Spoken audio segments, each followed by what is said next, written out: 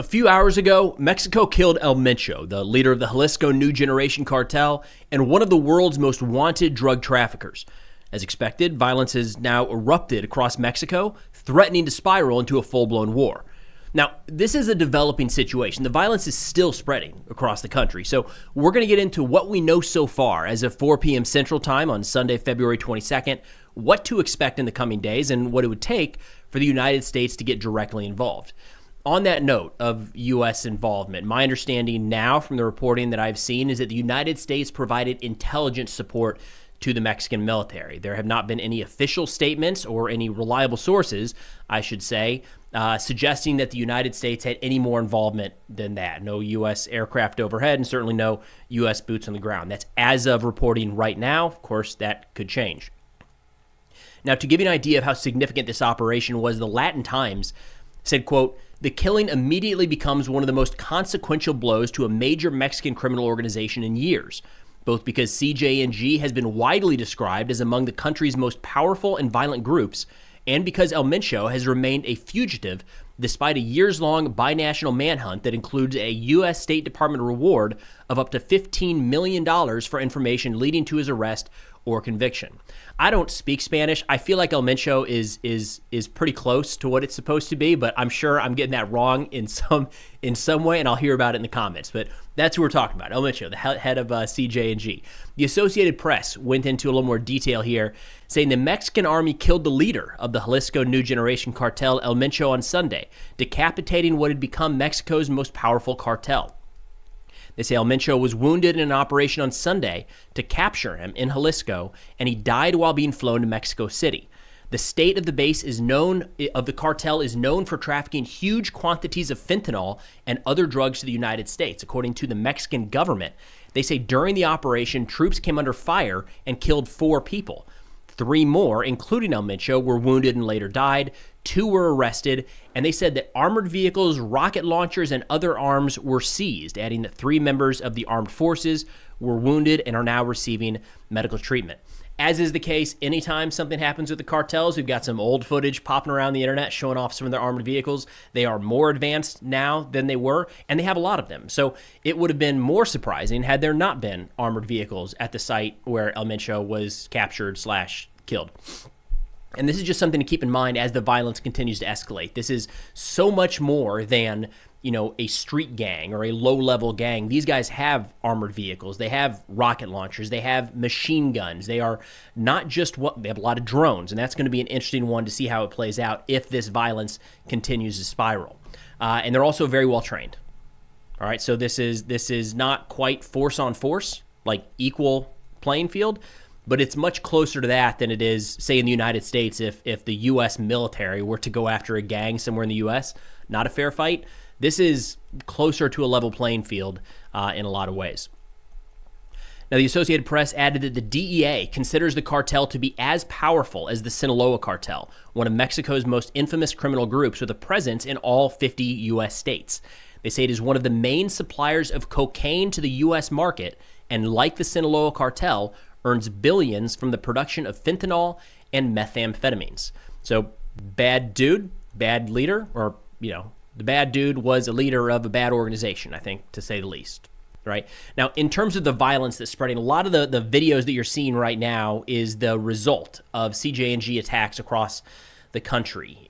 We don't have very much from the actual kill capture mission itself, but the burning vehicles, the roadblocks and such, that is the response from CJNG. El Huaso, a great analyst over on X, whose information will be linked in the description below, put together this graphic saying he is now tracking narco-related violence in 18 states. That's how quickly this started to spiral. In fact, on that note, we'll put a couple different sources in the description for anybody that wants to follow this more up-to-date on Twitter or on Instagram. El Huaso is one. Stefano Rittendale over on All Source News, of course, another great one. We've got Stefano coming on tomorrow, hopefully, to do a little more deeper dive into all of this, so be sure to tune back in for that one. Now, we're seeing a wide range of what these response and attacks look like at this point. In terms of casualty figures, really not clear. I've not seen any viable reporting on that at all. Outside of the Mexican government talking about the results of that raid, everything else is just a mess is probably the best way to put it. Don't have details on military personnel killed. We know some of them have been targeted. Don't have information on additional cartel members killed, and don't have any information on civilians caught in the crossfire. However, there was an unconfirmed report, and we have a couple of these to mention today, that the CJNG is prioritizing going after military personnel, which would not be shocking given the fact that the military just killed their leader. And in one text message, it said that they are offering up to 20,000 pesos for each dead Mexican soldier or member of the Mexican military. Again, unconfirmed text message coming across right now. A lot of what we're seeing in the streets and a lot of the pictures and the videos coming out right now are showing roadblocks, burning vehicles being set up by the cartels. And the idea there is to hinder security force movement into and out of certain areas. There's some locations talking about dozens of these roadblocks happening. In a lot of cases, you got 18-wheelers being drug out in the middle of the road and set ablaze. We've seen countless reports already of shootouts between armed gangs and authorities, maybe some bombings. I did see a picture earlier, or some pictures I'll share here, that was from a National Guard compound. It looked an awful lot like something went boom in there. Haven't heard any reports of those bombings and what they might entail. There were also some reports and some videos suggesting that there were armed gunmen in and around the Guadalajara International Airport. And that's just to kind of say that, like, this is just going everywhere, right? So as soon as El Mencho was killed, everything spiraled. Like, we've got an international airport effectively shut down at this point. I mean, Southwest and Alaska Airlines said that they canceled any flights out of Puerto Vallarta. Delta issued waivers to anybody in and out of Puerto Vallarta or Guadalajara. Like, it wasn't just this one operation. We're seeing areas across Mexico, especially in that general vicinity, shut down.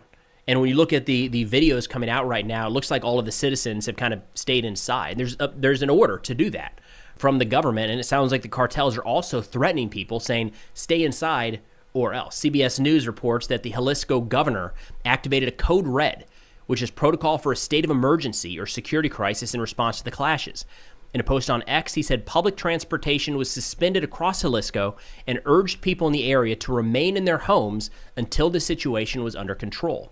The U.S. State Department also issued a warning for U.S. citizens in a number of different states to shelter in place until further notice.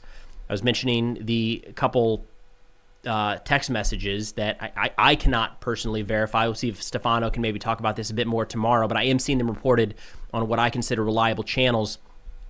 One of them was coming from the CJNG to people in some of these areas, telling them, quote, do not leave your homes. All hell is going to break out because of the filthy government. We have orders to kill anyone who gets in our way, and we don't want to harm the people. Everyone stay in your homes until the situation is under control. Now, I did see, there's been a lot, actually, at this point of misinformation, disinformation spreading around this. A lot of old pictures, some AI already. One of them was showing a burned-out airplane on a tarmac at the Guadalajara International Airport. That doesn't appear to be genuine. Another one was a big account over on Twitter or X said that Americans were being taken hostage because by the cartels, and in a response to U.S. operation that killed El Mencho. Like, nothing in that statement is accurate. The Mexican government is pretty quick to try to bat that down a little bit and say, hey, U.S. forces were not involved, and there are no credible reports right now that the cartels are targeting Americans or that they have captured or abducted any hostages at this point. So just be ready that flow of misinformation is only going to increase. So in terms of what comes next, I think the next 12 to 18 hours are going to be pretty significant here.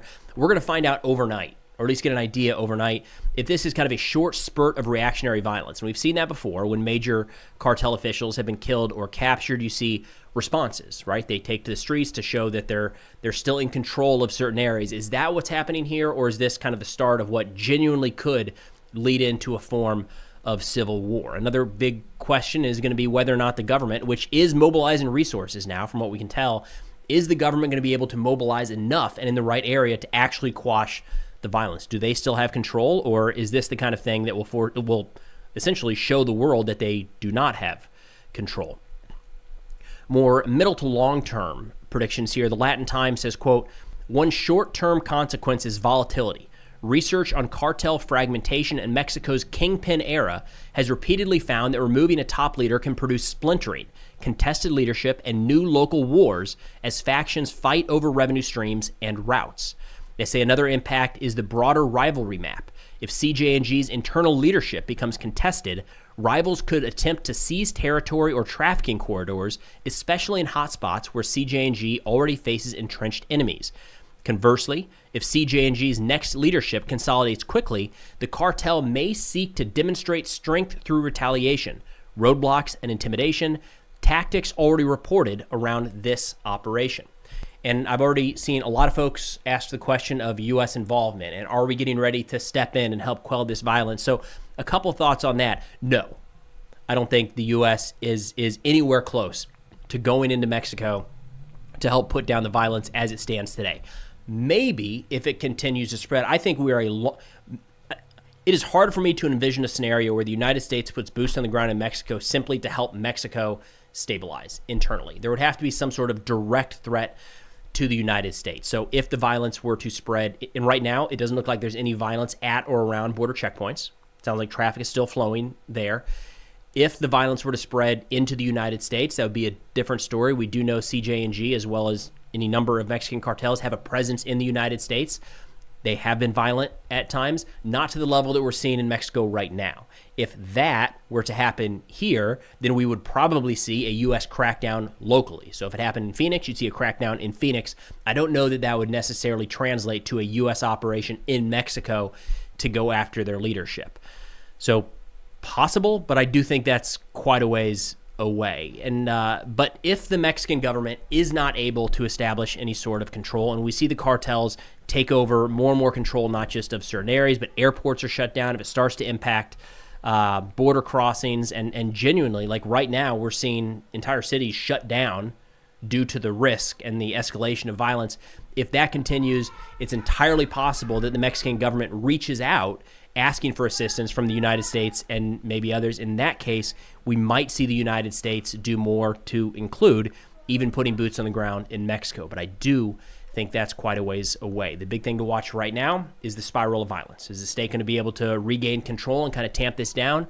Or are we watching the first few hours of what could be the most violent episode in Mexico's history getting ready to play out? But that's all we got for now.